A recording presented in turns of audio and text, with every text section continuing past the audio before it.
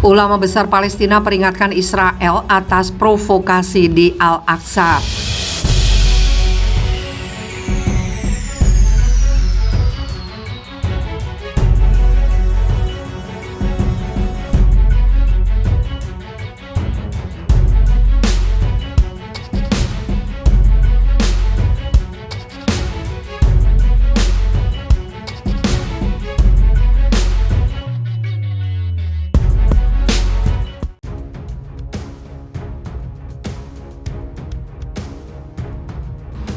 Mufti Yerusalem Syekh Muhammad Hussein memperingatkan konsekuensi yang mengerikan jika orang-orang fanatik dari pemukim Yahudi melanjutkan tindakan provokatif mereka di Masjid Al-Aqsa, terutama selama bulan suci Ramadan yang akan datang.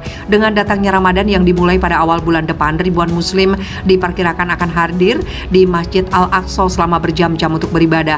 Syekh Hussein memperingatkan mengizinkan pemukim Israel untuk terus hadir di tempat suci muslim selama bulan ini dapat memicu masalah. Dia juga khawatir mungkin merupakan awal dari niat jahat dari otoritas pendudukan Israel. Pemerintah Israel akan bertanggung jawab atas semua konsekuensi dari keputusan mengerikan yang meningkatkan dan memicu kebencian serta permusuhan di wilayah tersebut sebagai bagian dari upayanya untuk mengendalikan Masjid Al-Aqsa. Menteri Keamanan Publik Israel, Omer Barlev, kemarin mengatakan pemukim Yahudi akan bebas berada di Masjid Al-Aqsa selama bulan Ramadan, sama seperti hari-hari lainnya. Hal itu meningkatkan kekhawatiran bahwa kehadiran kaum Yahudi fanatik dapat menimbulkan gesekan dengan ribuan umat Islam yang akan berada di masjid pada waktu yang bersamaan. Warga Palestina khawatir Israel dengan sengaja mencoba memprovokasi masalah di Masjid Al-Aqsa untuk membenarkan kehadiran pasukannya di kompleks suci setiap saat. Ia diyakini sebagai cara mengubah status quo yang telah berlangsung puluhan tahun di tempat suci sebagai tempat khusus muslim. Kelompok fanatik Yahudi ingin mengubah status quo masjid dengan meminta pemerintah mereka untuk membagi Masjid Al-Aqsa, mengizinkan Yahudi beribadah di sana. Ini mirip dengan skenario yang terjadi di Masjid Ibrahimi di Hebron ketika pemerintah Israel membaginya dengan umat Islam.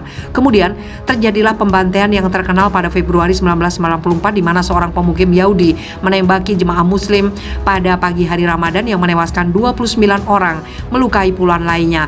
Mayoritas organisasi fanatik Yahudi ini bahkan menganjurkan penghancuran seluruh komplek masjid dan tempat suci umat Islam, menggantinya dengan kuil Yahudi. Merusak kesucian Masjid Al-Aqsa adalah kejahatan keji yang merupakan bagian dari upaya untuk memberlakukan fait accompli baru di dalamnya yang bertentangan dengan nilai agama yang melarang merusak tempat suci yang didedikasikan untuk beribadah, ketentuan hukum dan norma internasional, kata Mufti Muhammad Hussein. Tetapi otoritas pendudukan mengabaikan semua ini, memprovokasi perasaan sekitar 2 miliar muslim di dunia yang menimbulkan bahaya nyata, menyerukan sikap Arab Islam yang serius.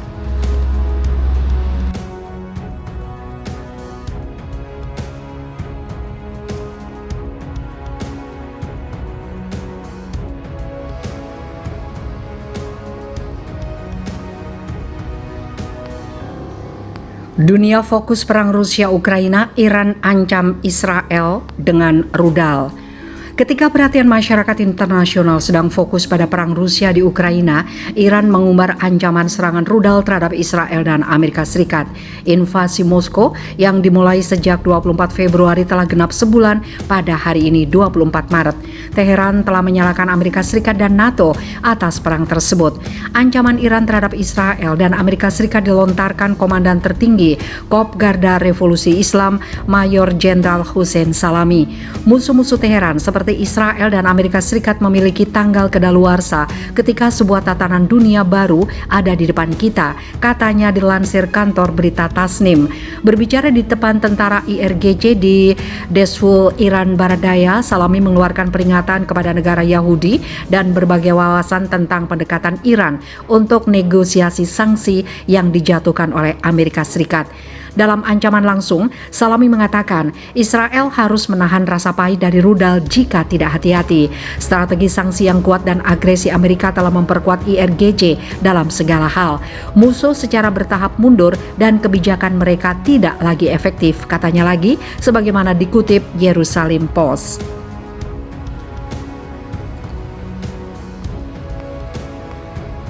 Pada pekan lalu, Amerika Serikat mempertimbangkan untuk menghapus IRGC dari daftar hitam organisasi teroris asingnya sebagai imbalan atas jaminan Iran tentang deeskalasi di Timur Tengah. Namun rencana itu membuat Israel tidak senang. Kami telah memasuki era baru, kata Salami. Matahari telah terbenam pada kekuatan jahat, katanya, merujuk pada Israel, Amerika Serikat, dan negara-negara barat lainnya.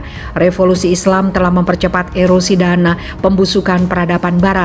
Dalam ancamannya, Salami mengkonfirmasi bahwa IRGC yang menyerang pangkalan di Erbil, wilayah otonomi Kurdil, Irak dengan rudal pada 13 Maret. Menurutnya, itu adalah pangkalan intelijen Israel.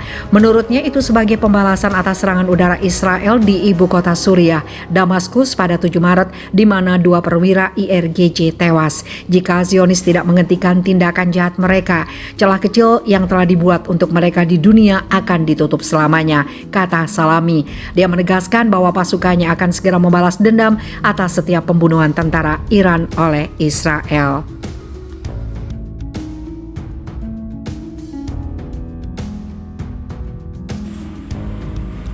Rusia sekap pengusaha terkaya Israel dan keluarganya. Ukraina sampai kalang kabut ingin membantu saudaranya. Namun inilah yang terjadi. Ukraina menuding pasukan Rusia menculik 3 warga Israel di kota Melitopol yang terletak di tenggara negara itu di tengah invasi yang masih membabi buta. Hari ini di Melitopol, penjajah Rusia telah menculik 3 warga Israel.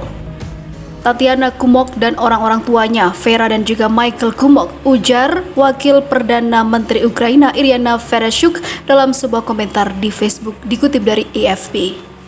Seperti diketahui, Michael Kumok merupakan pemilik perusahaan penerbitan surat kabar, namun sejauh ini Ukraina tak memberikan rincian lebih lanjut. Sebelumnya, Tatiana Kumok membagi foto dan video terkait perang di Ukraina di berbagai media sosial. Ia menceritakan tentara Rusia menangkap sejumlah wartawan dan orang tuanya di Melitopol. Lalu, hal buruk ini pun terjadi pada Tatiana dan keluarganya.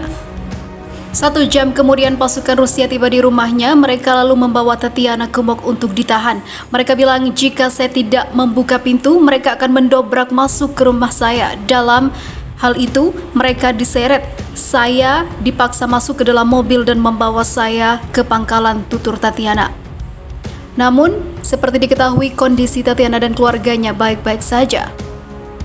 Namun ternyata respon Ukraina terlalu lebay dalam hal ini.